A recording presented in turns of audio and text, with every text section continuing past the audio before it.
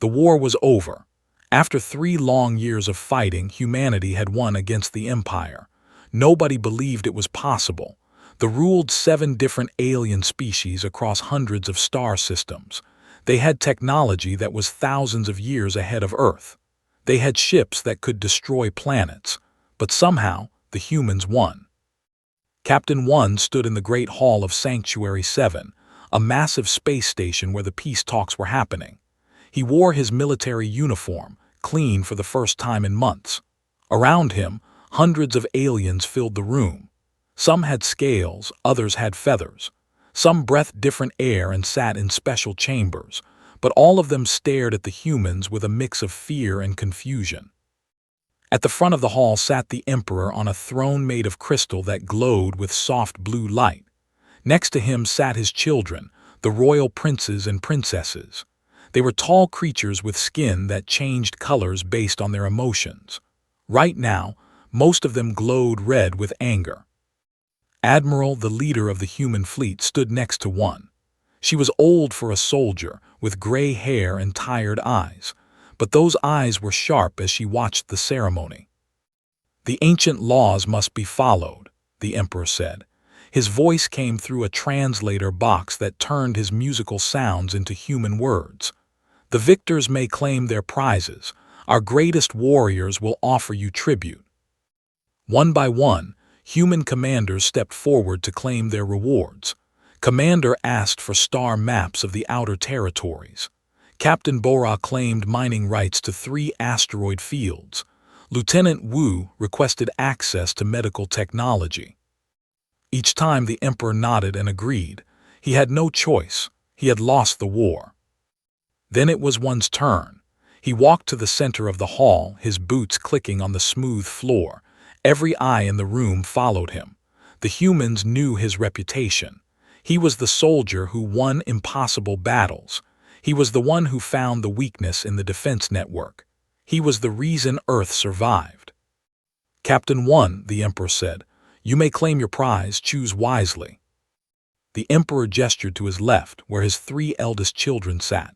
First Princess glowed gold and beautiful, her skin shimmering with patterns of light. She commanded respect from everyone who saw her. Second Princess One sat next to her, dressed in military armor decorated with medals. She was famous across the galaxy as the youngest fleet commander. Third Princess wore robes covered in precious gems, smiling a clever smile. She controlled the trade networks of half the empire. All the other human commanders had tried to claim one of these 3. The Emperor refused each time, saying they were too valuable, but everyone expected one to try again. His victory was the greatest. Surely the Emperor would have to agree. One looked at the 3 princesses. They stared back at him with proud eyes. Then he turned his head and looked to the right side of the hall, where shadows covered the corner. "I choose her," one said, pointing. The room went silent. Then someone laughed. Soon, many of the aliens were laughing. In the corner, hidden behind a thick veil, sat a small figure that hadn't moved during the entire ceremony. Fourth Princess, the forgotten child. The Emperor's skin flashed bright red. "You mock us," he said, his voice shaking with anger. "That one is defective, broken. She cannot even speak properly in our way." "I am not mocking anyone," one said calmly. "I choose Princess." Admiral grabbed his arm. "One, what are you doing?" she whispered. "We need technology, ships, information, not some royal reject." One gently pulled his arm free. He walked toward the corner where sat. The other aliens moved away from him as if he was crazy. Princess' hands trembled as one approached. Through her veil, he could barely see her face, but he saw her hands clearly. During the entire ceremony, while everyone else watched the spectacle, one had been watching her hands. They moved in patterns, quick, precise movements that most people would think were nervous fidgeting, but one recognized them. They were making signs, old Terran sign language, a method of communication that humans invented centuries ago for people who couldn't hear. Had been signing the whole time. She had been telling him things, important things, details about military positions, weaknesses in their defense systems, names of corrupt officials. She had been sharing intelligence. For months, one's team had been receiving coded messages from inside the Empire. Someone was helping them. Someone was giving them the information they needed to win. He had wondered who it was. Now he knew. "Your Majesty," one said, turning back to the Emperor, "I have made my choice. According to your ancient laws, you must honor it." The Emperor looked like he wanted to refuse, but all around them his own nobles and generals watched. If he broke the ancient laws, he would lose respect. The laws were the laws. "Very well," the Emperor finally said. "Take her. She is worth nothing anyway." Princess laughed, a cruel sound. "The human takes the broken princess. How fitting, primitives choosing garbage." One ignored her. He extended his hand toward. She stared at it for a long moment. Slowly, carefully, she reached out and placed her hand in his. Her skin was cool to the touch. It didn't glow like her siblings. It was a plain gray color, dull and lifeless by standards. "Thank you for helping us win," one said quietly so only she could hear. Then he signed with his free hand. "You are not broken." Gasped, her hand tightened around his. Admiral shook her head in disbelief but said nothing. The other human commanders looked confused. The court whispered and laughed among themselves. The treaty was signed quickly after that. The Emperor wanted the humans gone. He was humiliated that his least valuable daughter was all the mighty human captain wanted. As one led out of the hall, she walked with her head down, following behind him like a prisoner. But her hand never let go of his. Behind them, Princess spoke to the Emperor. "Father, should we send assassins? She knows too much." The Emperor waved his hand dismissively. "Let her go. The humans will realize their mistake soon enough. A defective princess is worse than no princess at all. They will beg us to take her back." But the Emperor was wrong. He didn't understand humans at all. They had a saying on Earth, one that one believed with all his heart. The most valuable treasures are often hidden in plain sight. As they boarded the human ship, finally looked up at one. Through her veil, he saw tears running down her gray face. "Why," she signed, "why choose me?" One smiled. "Because you're the only one in that room who chose to help us without being asked. You risked everything to do what was right. That makes you worth more than all the technology and ships in the galaxy." For the first time in her life, Princess felt like someone actually saw her. Not as a mistake, not as a disappointment, but as a person with value. The ship's engines roared to life, carrying them away from the Empire and toward an uncertain future. Neither of them knew it yet, but this moment would change the entire galaxy. The human flagship, Indomitable, was nothing like the palace ships. The hallways were narrow and plain. The walls were metal-painted gray. Everything was built for function, not beauty. But to Princess, it felt safer than any palace she had ever known. A young human woman with short black hair showed to her quarters. "I'm Lieutenant Me," she said with a friendly smile. "I'm the chief engineer. If you need anything, just ask." Nodded but didn't speak. She kept her veil on, hiding her face. She expected me to leave quickly, disgusted by her presence. That's what everyone did back home. But Me didn't leave. "Those are beautiful robes," she said, pointing to clothing. "Are those hand-stitched? The patterns are amazing." Looked down at her clothes. They were old and plain by royal standards. Her sisters wore much finer things, but Me seemed genuinely impressed. Slowly signed, "I made them myself." Me's eyes widened. "You know sign language, that's incredible. I only know a little bit." She signed back clumsily, "Nice to meet you."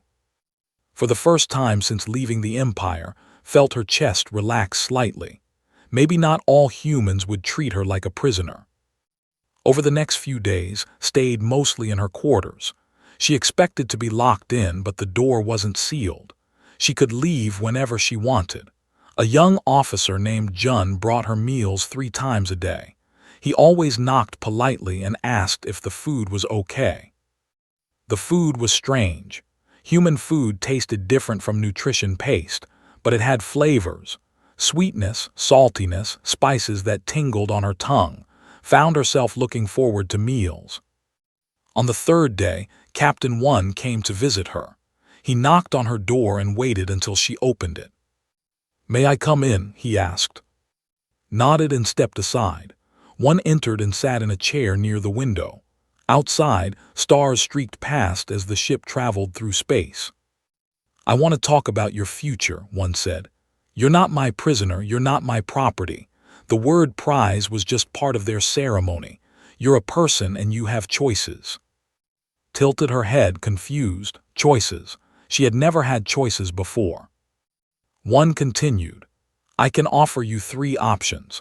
First, you can have political asylum in human space.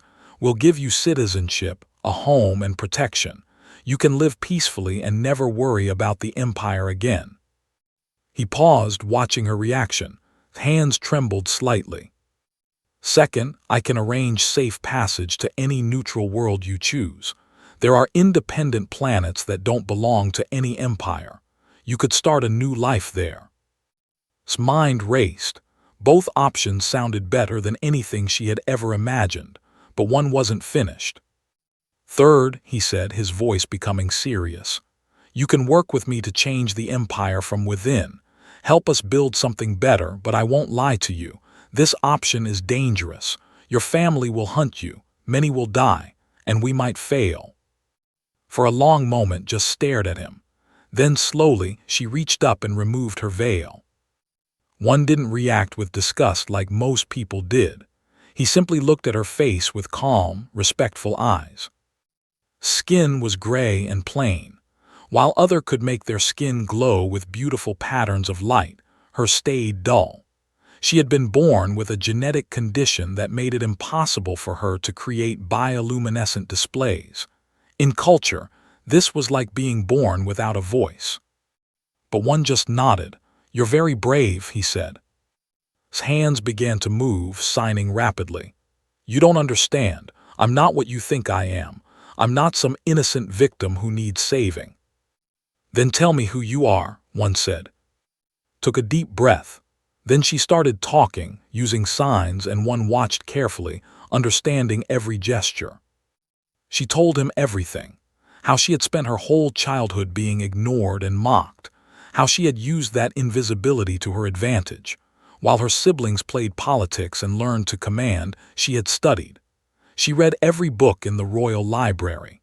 She learned about warfare, economics, history, and alien cultures.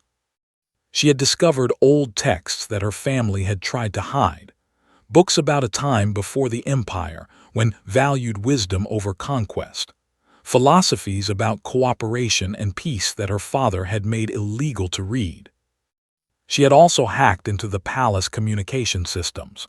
For years, she had been listening to military briefings, trade negotiations, and secret plans. She knew where every fleet was positioned. She knew which nobles were corrupt and which ones secretly wanted reform. When humans first made contact with the empire, had studied their culture obsessively. She learned their languages, watched their broadcasts, and understood their way of thinking. While her father dismissed humans as primitive animals, saw something different. She saw a species that valued individuals over bloodlines, a culture that created technology through cooperation instead of slavery. "I started sending you information 6 months before the war ended," signed. "Every message you received with military positions came from me. Every weakness you exploited, I showed you. I helped you win because I wanted my people to lose." One leaned forward. Why betray your own family?" His hands shook as she signed. "Because they're not my family. They're monsters. My father poisons his own people with genetic modifications to keep them weak and obedient. My sisters enslave entire species. My brothers destroy planets for fun. I couldn't let them win." She looked directly into one's eyes. "I didn't want you to save me, Captain. I wanted to help you save everyone else." One was quiet for a moment, then he smiled. "You know what humans call people like you? We call them heroes." shook her head. Heroes are strong and beautiful like my sisters. No, one said firmly. Heroes are people who do what's right even when it's hard, even when it costs them everything, even when nobody sees them or thanks them. That's you. Tears started running down her gray cheeks. Nobody had ever called her a hero before. I choose option 3, she signed. I want to fix the Empire, but I need your help. You have it, one promised. What do you need? Stood up and walked to a small bag she had brought from the palace. She pulled out a data crystal. This contains evidence of every crime my family has committed for the past 20 years. Proof of slavery, genocide, corruption, and the genetic poisoning program. But evidence alone won't be enough. We need allies inside the Empire. Do you have any? One asked. Nodded. More than you'd think. There are lower caste who hate the royal family, scientists who were punished for speaking truth, military officers who are tired of pointless wars, even some nobles who want reform. I've been in contact with them for years, secretly building a network. One stood up, understanding dawning in his eyes. You're not just a princess, you're a revolutionary. I tried to be, signed. But alone, I couldn't do anything. Now, with human support, maybe we can actually succeed. That night, one called a meeting with his senior officers. Admiral, Lieutenant Jun, Engineer Me, and several others gathered in the conference room. Stood at one side, still wearing her veil in front of the larger group. One explained everything. The intelligence network, the evidence, the plan to reform the Empire from within. Some officers were excited, others were skeptical. This could start another war, Admiral said quietly. We just ended one. Or it could end all wars, one replied. If we can transform the Empire into something better, the entire galaxy changes. Lieutenant Jun grinned. I say we do it. The captain didn't choose a prize, he chose a partner, and she's brilliant. The vote was close, but finally the officers agreed to support's plan. As everyone left the meeting, touched one's arm. Thank you, she signed, for believing in me. Thank you, one replied, for being brave enough to trust us. That night slept peacefully for the first time in years. She had spent her whole life being invisible. Now, finally, someone saw her, and together they were going to change everything. 2 months after leaving the peace ceremony, the revolution began with a simple broadcast. She appeared on screens across 50 star systems, her face unveiled for everyone to see. My name is fourth daughter of Emperor, she said clearly, using a special device that translated her signs into spoken words.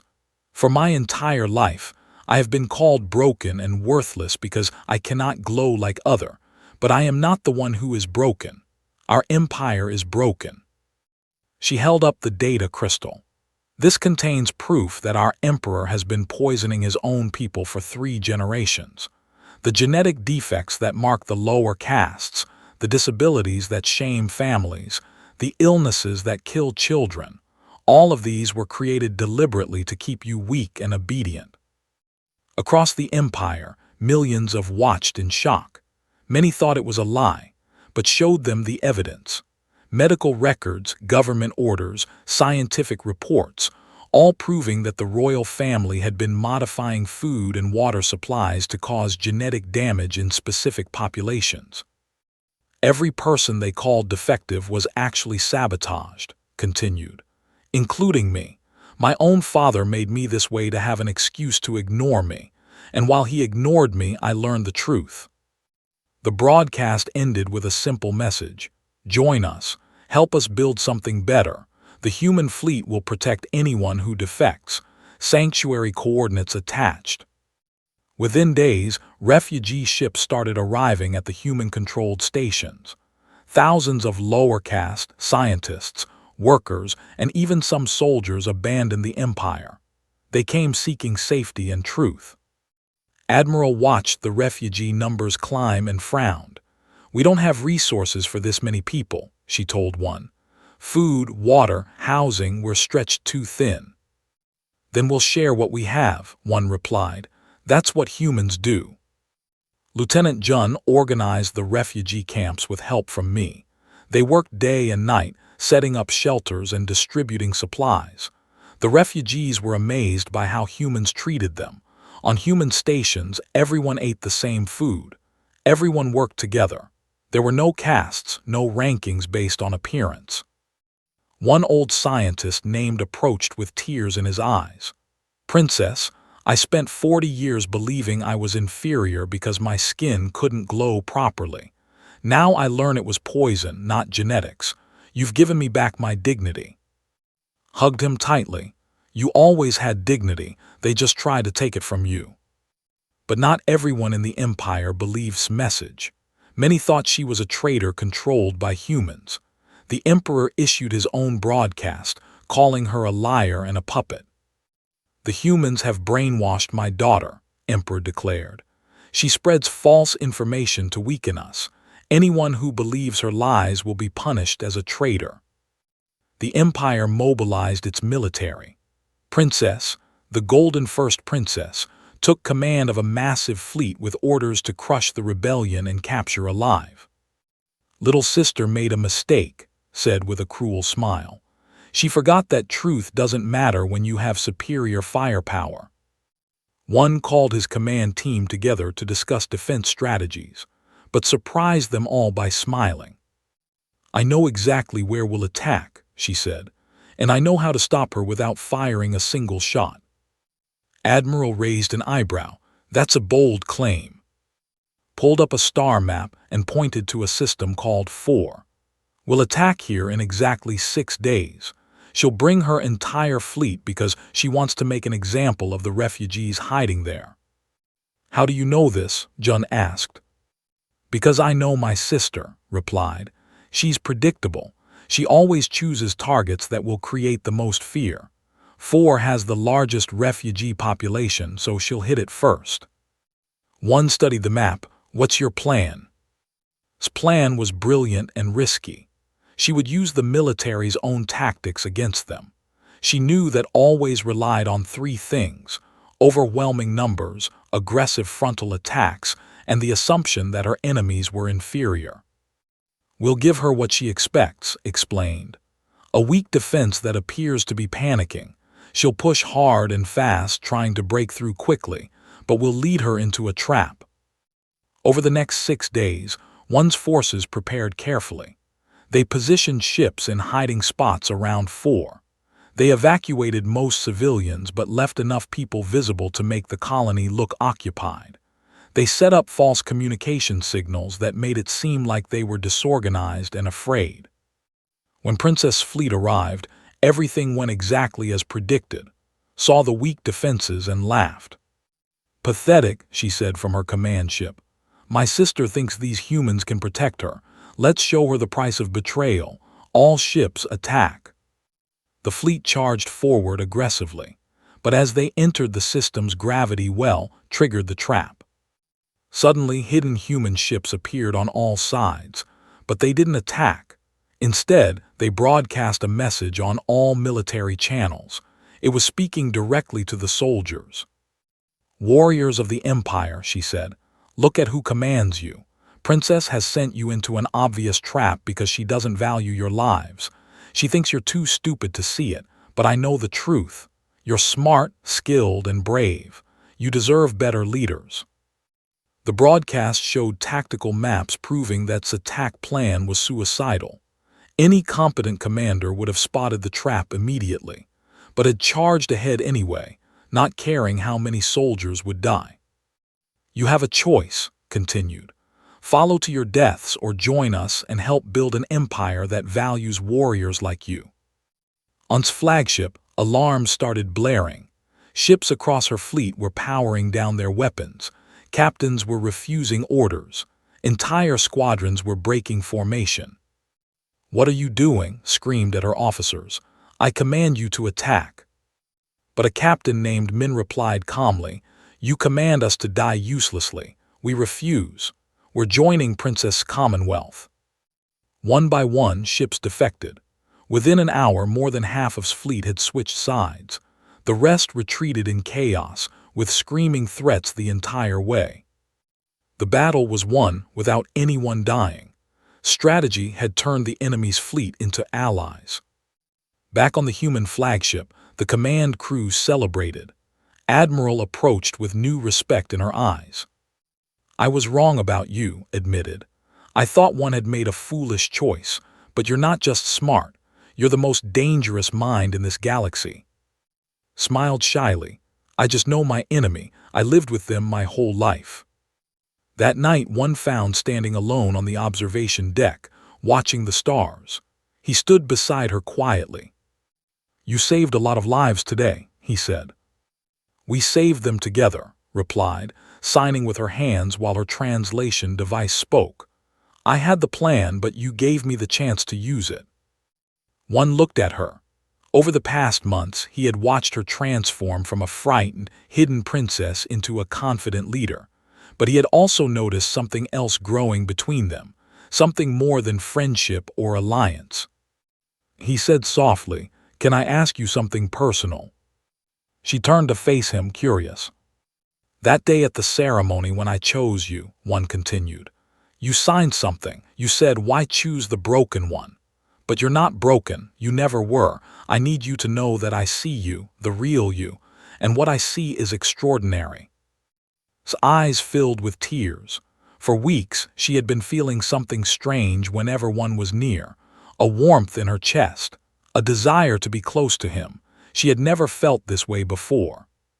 Slowly, carefully, she created a bioluminescent display using the artificial device she had built. It was the first time she had ever spoken in the traditional way. The patterns glowed soft blue in the darkness. The translation came through. "Thank you for seeing me." One responded in sign language, "Thank you for trusting me." They stood together in comfortable silence, watching the stars and thinking about the future.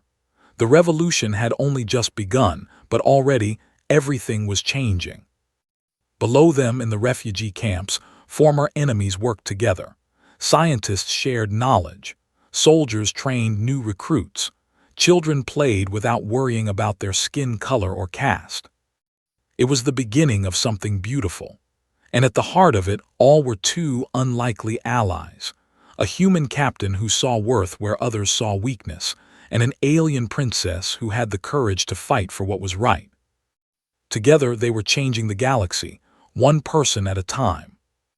Emperor was furious. His daughter's rebellion was spreading faster than anyone expected. Entire planets were declaring independence. The lower castes were rising up. Even some noble families were questioning his authority. "Enough," the emperor declared in his throne room. "I will not let a defective child destroy everything I built. Send Prince Wu with the full imperial fleet. Kill everyone who supports her. Burn their worlds to ash. Make them fear us again." Prince Wu, the crown prince and eldest son, bowed deeply. Unlike his sisters, he never underestimated his enemies. He was a careful, brutal commander who had crushed dozens of rebellions over the years. "It will be done, father," Wu said, "but I need permission to use any methods necessary." "You have it," the emperor replied. "Show the galaxy what happens when they defy us." The imperial counterattack was massive and coordinated. Wu didn't charge in recklessly like Had. He planned carefully, striking multiple targets at once. Trade routes to the Commonwealth were blockaded. Supply ships couldn't get through. Food and medicine became scarce in the refugee camps. Children started getting sick. People began to worry. Then Wu targeted the refugee colonies directly. He didn't just attack military targets. He bombed civilian shelters. He destroyed farms and water purification plants. He wanted to make survival impossible. On a small moon called Haven 3, a refugee settlement of 10,000 was preparing for an imperial attack. Lieutenant Jun commanded the defense with only 3 ships and a few hundred soldiers. "We can't hold against a full battle fleet," his second officer warned. "We don't need to hold," Jun replied. "We just need to evacuate the civilians before they arrive." But Wu was smarter than that. He sent fast attack ships ahead of his main fleet. They arrived while the evacuation was only half finished. The battle was short and brutal. Jun fought bravely, destroying 2 enemy ships before his own vessel was hit. As explosions tore through his ship, he managed to send one final message to One. "Tell the captain we held as long as we could. Protect the refugees. They're worth it." Then the ship exploded, and Jun was gone. When One received the news, he stood frozen in the command center. Jun had been his friend for 10 years. They had survived countless battles together. Now he was dead, along with 300 other brave soldiers. Stood beside him, her hand on his arm. She had no words to comfort him. She just stayed close, sharing his grief. But there was no time to mourn. Reports came in from all across the Commonwealth. More attacks, more casualties. The Empire was hitting them everywhere at once. Admiral called an emergency meeting. The mood in the room was dark. They had lost 12 ships, 4 colonies, and over 2,000 people in just 1 week. "We can't sustain this," said bluntly. "We're losing too many resources, too many people. The Human Council wants to pull out. They say this isn't our war." "It is our war," one argued. "We made a promise to protect these people." "With what?" another commander asked. "We have 3 ships left in this sector, 3, against the entire Imperial fleet. We're not heroes, Captain, we're suicide victims." The argument went on for hours. Finally, a vote was called. The result was devastating. By a narrow margin, the Human Council decided to withdraw military support from the Commonwealth. They would still offer humanitarian aid, but no more soldiers, no more ships. One felt like the floor had dropped out beneath him. Without human military support, the Commonwealth couldn't survive. That night he sat alone in his quarters, staring at Jun's last message. His friend had died believing they were doing the right thing. Had it all been for nothing? A soft knock came at his door. "Come in," he said quietly.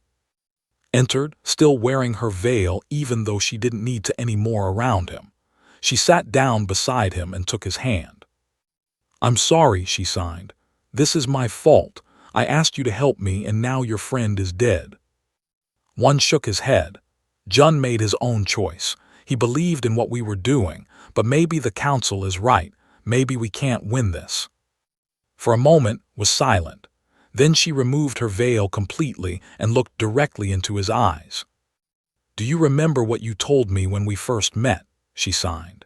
"You said I was worth more than all the technology and ships in the galaxy because I did what was right without being asked.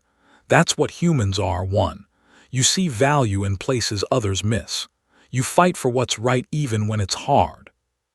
Tears ran down One's face. "But we're losing." "Not yet," replied. "I have one more card to play, but it's dangerous and I need you to trust me." The next morning made another broadcast, but this time it wasn't to the general population. It was a coded message sent to a secret group within the Empire called the Archive Keepers. The Archive Keepers were an ancient neutral caste that maintained all Imperial records. They were forbidden from taking sides in politics, but had been in contact with them for years, and she had convinced them that what the Emperor was doing violated the oldest laws. Her message was simple: release the truth, all of it. Within hours, documents flooded across the Imperial networks. Not just the genetic poisoning program, but everything. Every crime, every murder, every betrayal the royal family had committed for 300 years. The Archive Keepers released files that most people thought were destroyed long ago. The evidence showed that the entire concept of genetic purity that the Empire was built on was a lie.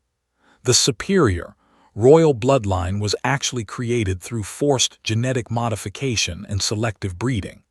The defects in lower castes were deliberately caused to create an underclass. Even more shocking, the files revealed that ancient culture had valued diversity and cooperation. The Empire's current system was only 300 years old, created by a tyrant who had erased the true history. Across the empire, people were horrified. Everything they believed was false. Their entire society was built on lies and cruelty. Rebellions erupted on dozens of worlds, not just from lower castes, but from military commanders, nobles, and even some royals who felt betrayed by their own family. The biggest surprise came from Second Princess One. She had been loyal to the Empire her entire life, commanding fleets and winning battles. But when she saw the evidence, something inside her broke.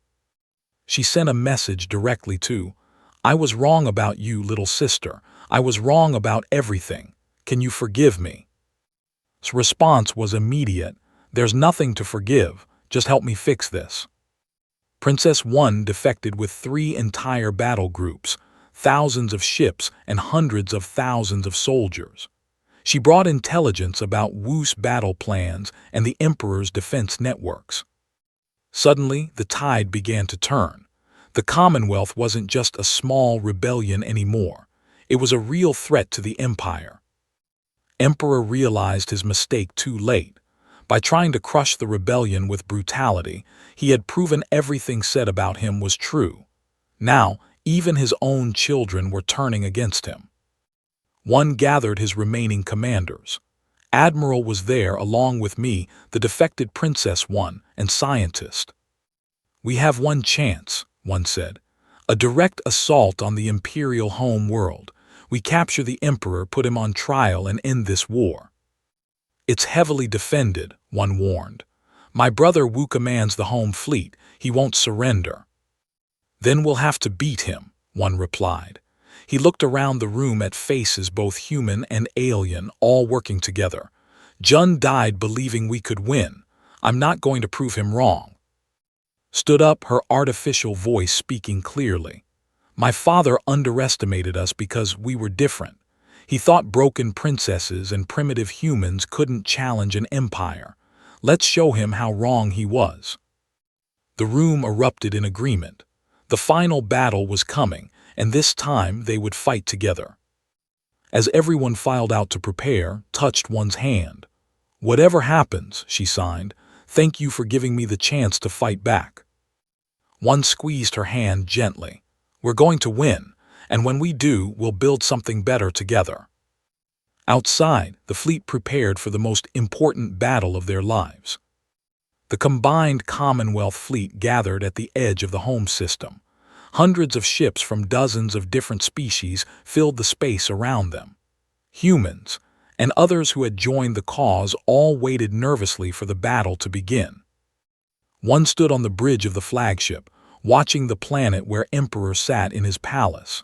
Beside him, studied tactical displays with Princess One, planning their approach.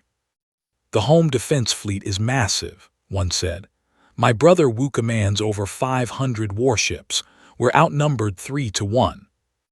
"Numbers don't tell the whole story," replied calmly. "Wu's soldiers don't believe in their cause anymore. They've seen the evidence. They know they're fighting to protect a tyrant." Admiral joined them. "The Human Council has changed their vote," she announced. "After seeing the Archive Keeper's revelations, they've authorized full military support. We're with you until the end." One nodded gratefully. "Then let's finish this." The battle began at dawn on the planet below. The Commonwealth fleet entered the system, and immediately Wu's defensive forces moved to intercept them. Weapons charged, shields activated. War seemed inevitable. But had one more surprise. Before the first shot was fired, she broadcast a message on all channels. Her face appeared on every screen in the system, addressing not the commanders but the ordinary soldiers. "Warriors of the Empire," she said. You know me as the defective princess, the one who was hidden away in shame. But I'm also your sister, your daughter, your friend. I'm one of you, the ones they called broken and worthless." She paused, letting her words sink in. "Today, you have a choice. You can fight for an emperor who poisoned your families and lied to you for generations. Or you can fight for a future where everyone has value, where no child is called defective, where strength comes from cooperation, not cruelty. On hundreds of ships, soldiers looked at each other uncertainly. They had seen the evidence. They knew the truth, but years of conditioning were hard to overcome. Then did something incredible. Using her artificial bioluminescent device, she created a display visible across the entire system. It was the ancient symbol for unity, a pattern that hadn't been used in 300 years. "This is who we really are," said. "Before the Empire, before the lies, we were people who valued every life. We can be that again. Join us." On Prince Wu's flagship, alarms started blaring. Ships across his fleet were standing down, refusing to fight. Entire squadrons were switching their transponders to Commonwealth frequencies. "No," Wu screamed. "I order you to attack. I am your prince." But a captain named replied over the open channel, "You were our prince. Now you're just another tyrant's son. We're done fighting for the emperor." Within an hour, more than half of the defensive fleet had defected or withdrawn. Wu fled with the loyalists who remained, abandoning his father to his fate. The path to the planet was clear. One led a strike team down to the surface, heading straight for the Imperial Palace. Mi piloted the landing craft, while soldiers from both human and forces provided security. The palace guards saw them coming but didn't fight. Many simply laid down their weapons and stepped aside. The emperor's own people had turned against him. Emperor sat alone on his crystal throne when one and entered the throne room. The old tyrant looked smaller than before, his skin flickering with pale, fearful colors. "You," he said, staring at, "my worthless daughter, you destroyed everything I built." "No," replied firmly. "You destroyed it yourself with your cruelty and lies. I just showed everyone the truth." "I gave our people order and strength," the emperor protested. "Before me, we were weak and divided." One stepped forward. "You gave them slavery and suffering. Real strength comes from free people choosing to work together, not from fear and oppression." The emperor laughed bitterly. "What do you know about strength, human? You're primitives. You should be serving us, not lecturing me." "That's your mistake," one said. "You thought being different meant being superior. But humans learned long ago that diversity is strength. Every person has value, regardless of how they look or where they come from. That's why we won." The emperor was arrested without violence. He would face trial for his crimes, judged by representatives from every species and caste he had oppressed. In the days that followed, the empire began to transform. Worked with Princess One, scientists and human advisors to create a new government.